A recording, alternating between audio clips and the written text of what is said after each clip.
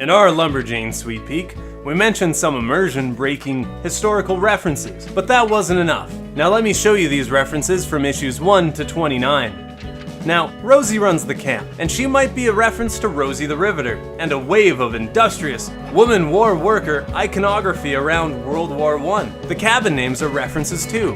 Dighton Rock, a mysterious 40-ton boulder first found in a Massachusetts riverbed. The rock is covered with inscriptions, and look, Roswell's right beside it. Another mysterious historical name. Now look to Woolpit mentioned below, an English town home to a legend of 2 green children venturing out from their subterranean homeland. Dartmoor Cabin is named after a protected national park. The landscape is rich in history, both modern and archaeological. And Zodiac Cabin is a plain reference, but Roanoke, the cabin that houses our cast, was an early North American colony that lost contact with England. In just 5 years without contact, Roanoke had been dismantled with few clues for observers. It is likely that Roanoke's population slowly dissipated into the greater native powers at the time. Sweet Agatha Christie! Did they bring her up next to a pile of bones as a way of mentioning her interest in archaeology? If you're not familiar, Agatha Christie is such a successfully published author that, by the numbers, only the Bible and the works of Shakespeare are published more. But let's not forget the thousands of hours she volunteered attending wounded soldiers and later joined archaeological efforts in Iraq and Syria. So, Lumberjanes is full of artifacts like statues, but there's a dominant ancient Greek motif at play here. Look! There's Zeus. He's with his kids, Artemis and Apollo. Zeus as a cow doesn't even surprise me too much. Greek gods, like Zeus, did all sorts of shape-shifting. I'm reminded of Zeus hiding Io, a beautiful priestess, in the form of a cow from his rightfully suspicious wife, Hera. But don't worry, it's fine. It's not fine. They did that shit all the time, it's weird. Hera actually chased Io as far as Egypt with bees, and she was still a cow, and I don't mean cow in a derogatory sense, I mean like literally a cow being chased by bugs. The gods are mean back in the day. Merwoman Melpomene is actually a reference to a muse of both singing and tragedy, a daughter of Zeus and her origin too. Speaking of musicians, it's hard rockin' Joan Jett.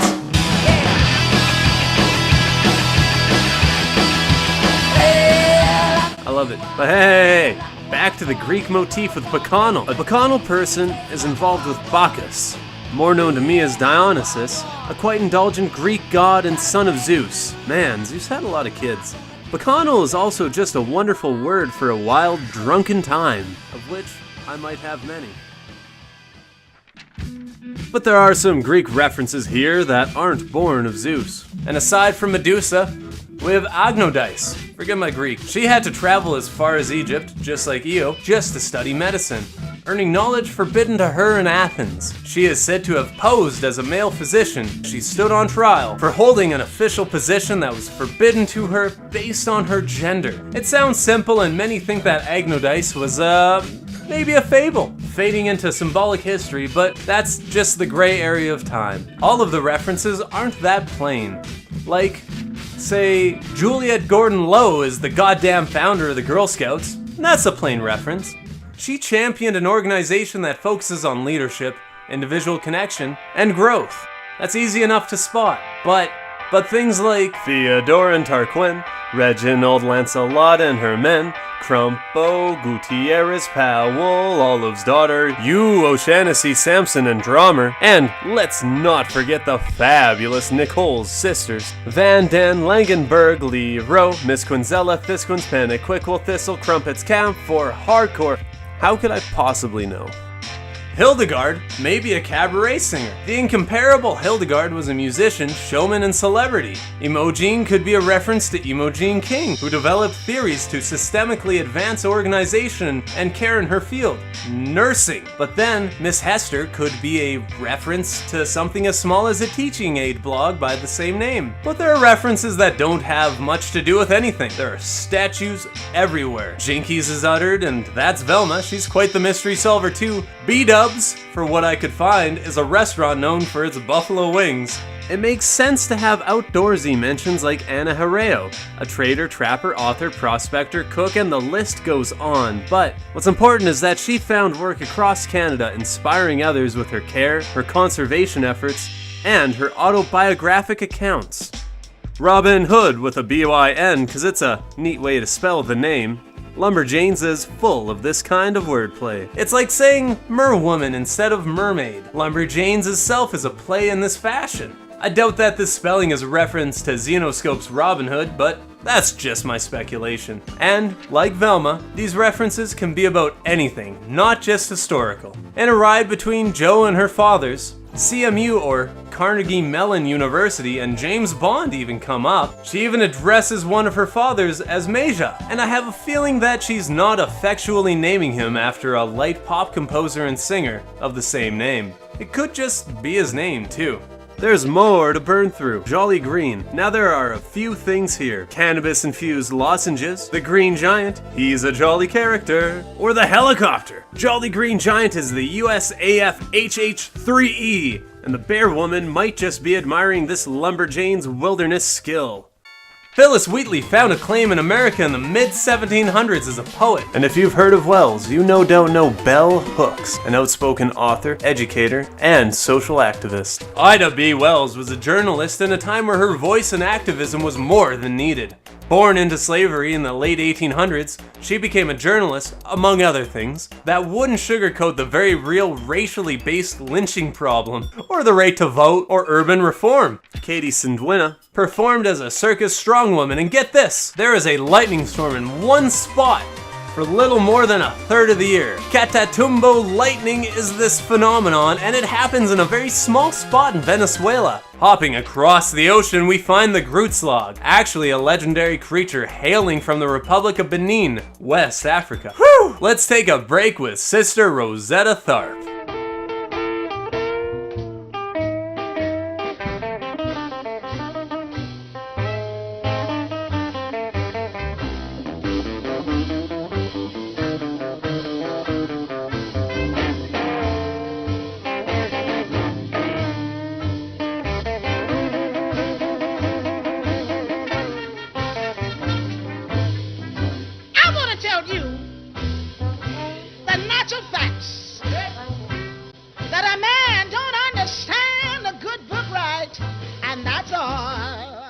Sister Rosetta Tharpe was a performer at the perfect time to push pop and gospel through the mainstream. There's more to be said, but that's true of all these great lives. Keeping up with this stardom comes Tippi Hedren, an actress whose career took her around the world, and she funds and helped found the Shambhala Reserve, an animal sanctuary for big cats. Dorothy Dietrich is an upstanding magician. She caught a bullet in her mouth. Another sorta celebrity is Bessie Coleman, who set out to be a pilot. But there wasn't a school in America at the time, post-World War I, that would accept her. She set off to France. Bessie Coleman was an internationally renowned pilot and a joy to the accelerating African-American cultural scene. There are men on this list.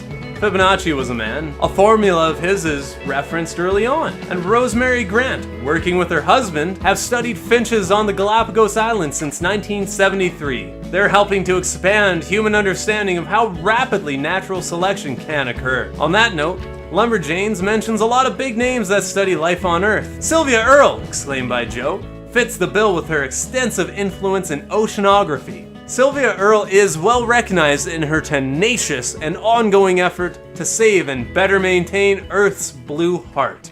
Maria V. Klinova led a life as an oceanographer too. She penned the second textbook dedicated to marine geology. Her extensive works between the 30s and 70s have helped pave the way for marine science. Grace O'Malley's ghost! I love that. And in her life, while she was not a ghost, she's keeping it close to Ireland and Greater England. Her life at sea brought her power, conflict, and many military pursuits defending the bits of Ireland in her care. There's a lot of crazy stuff here.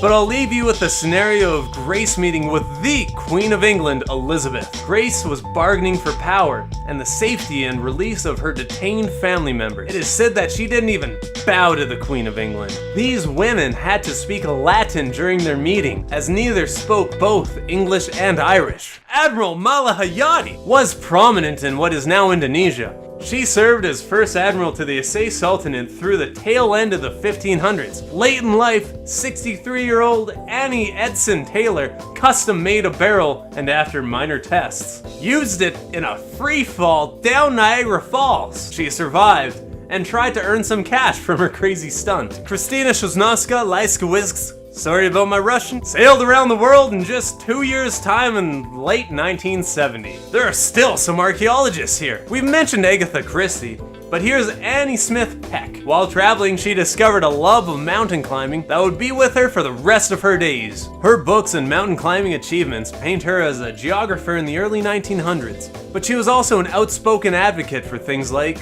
a woman's right to vote. Gertrude Bell, an archaeologist, author, diplomat in the early 1900s, her studies in Syria throughout the Middle East put her in a fitting and rare position of power and influence. Gertrude Bell was a sort of cultural mediator between her home, Britain, and the Middle East during World War I.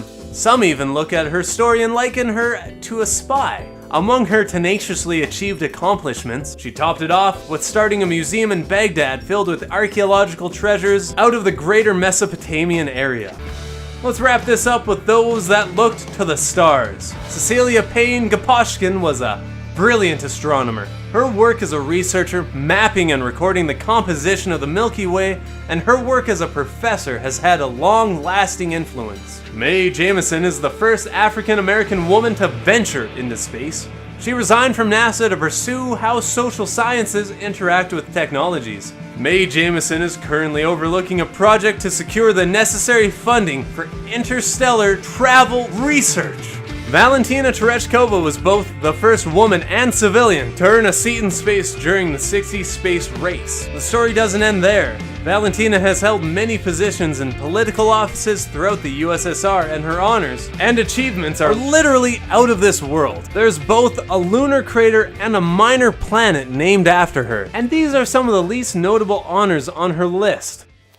We think it's obvious that the creators wanted to shine a light on these personalities. There's a lot of cool shit about these people that we left out, so don't hesitate to do some digging of your own. And please, give Lumberjanes a shot. It's a pleasant read with modern sensibilities, and it's just beginning to show the depths of its setup. This was a special effort, and if you like it more than our usual product, let us know by hitting all the right buttons, like, subscribe, and comment below. Especially if we missed one. If this helped your hunt, or heck, maybe we got the wrong Hildegard.